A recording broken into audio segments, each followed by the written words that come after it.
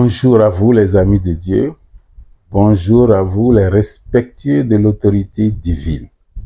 Le choc de la foi vivante en question, le scandale de la vérité divine, la vérité libératrice en question.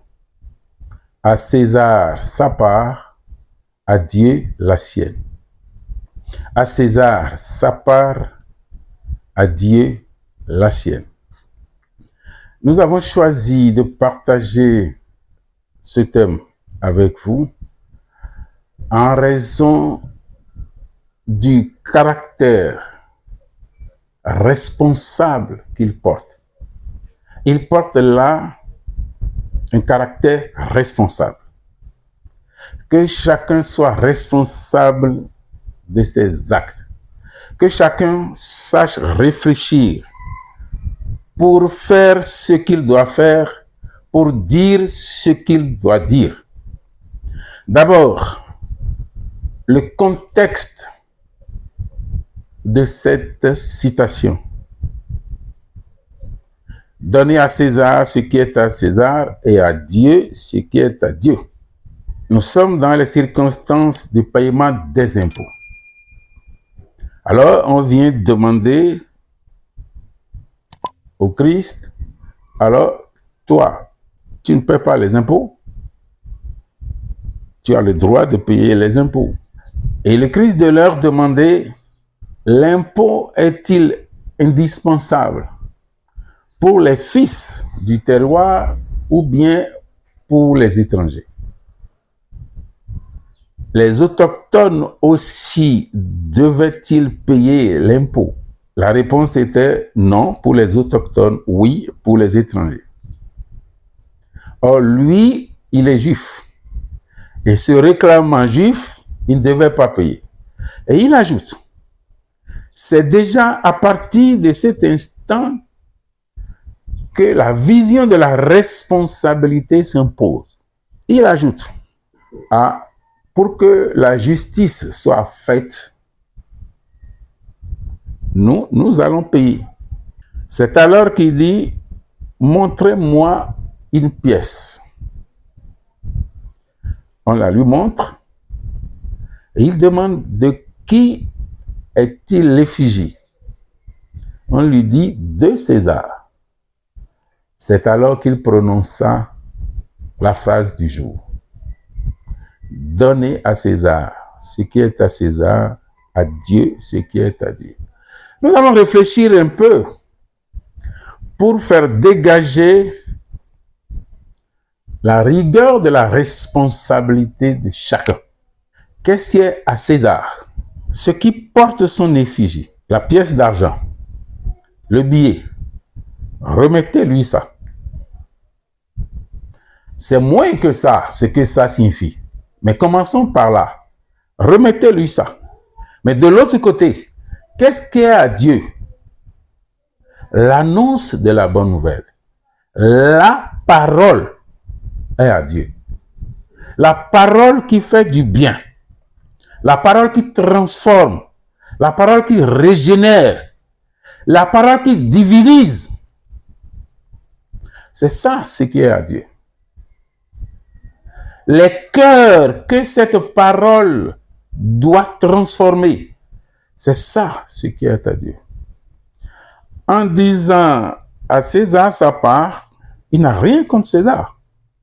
Or, dans les interprétations, il y en a qui vont jusqu'à dire que le maître est contre César, que l'empereur est du siècle et que Dieu ne veut rien de ce qui est du siècle. Ça veut dire quoi? Ça n'a aucun sens. Ça n'a aucun sens.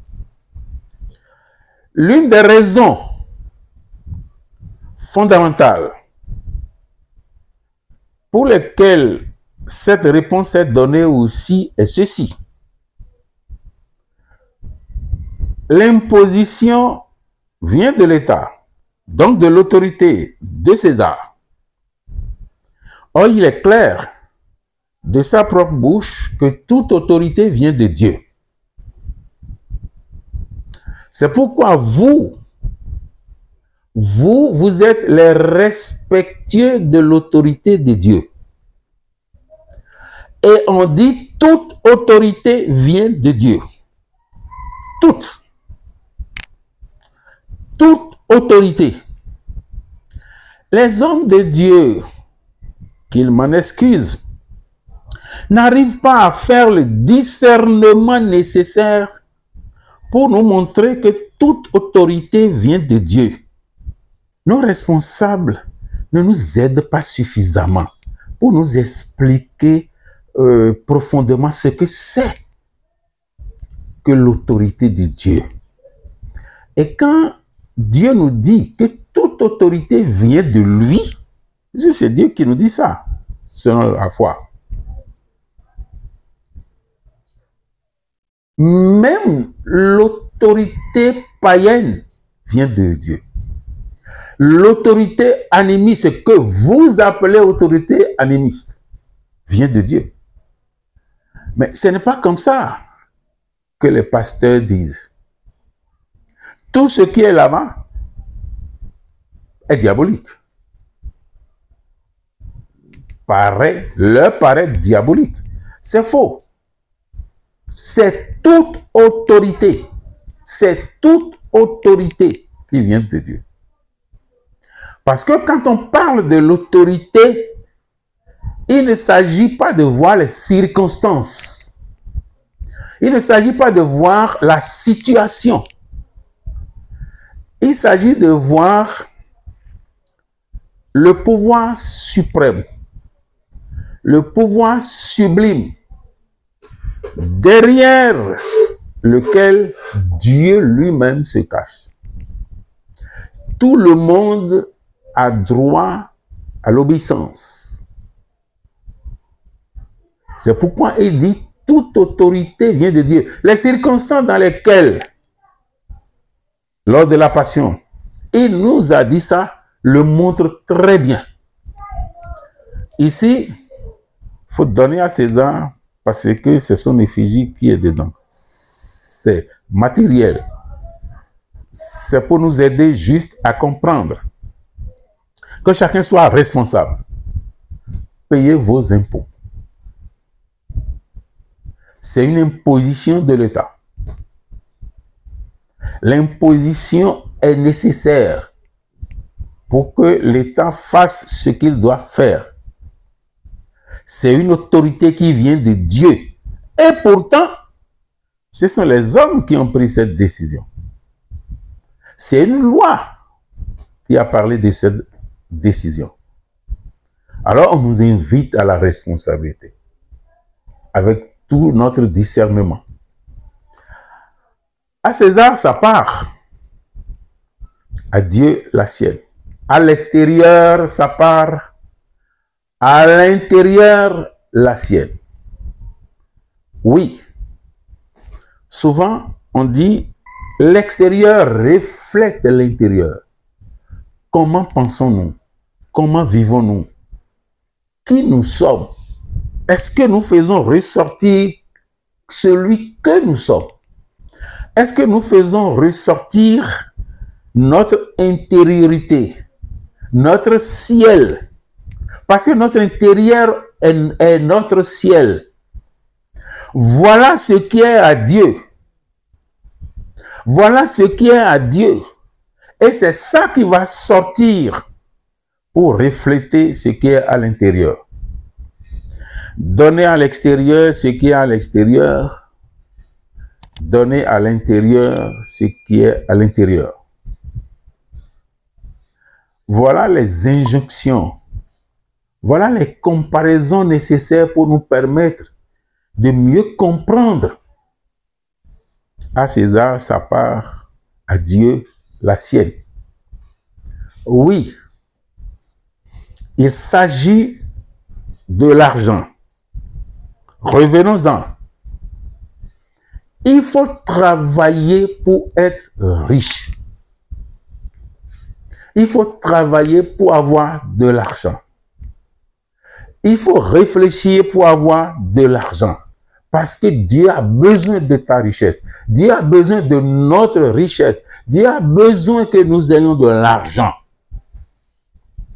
Puisque sans cela, on ne peut rien.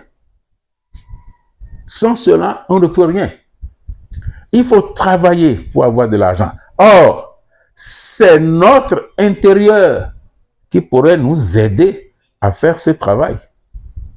Si notre intérieur est fermé, comme le nôtre était fermé, complètement fermé, totalement inflexible,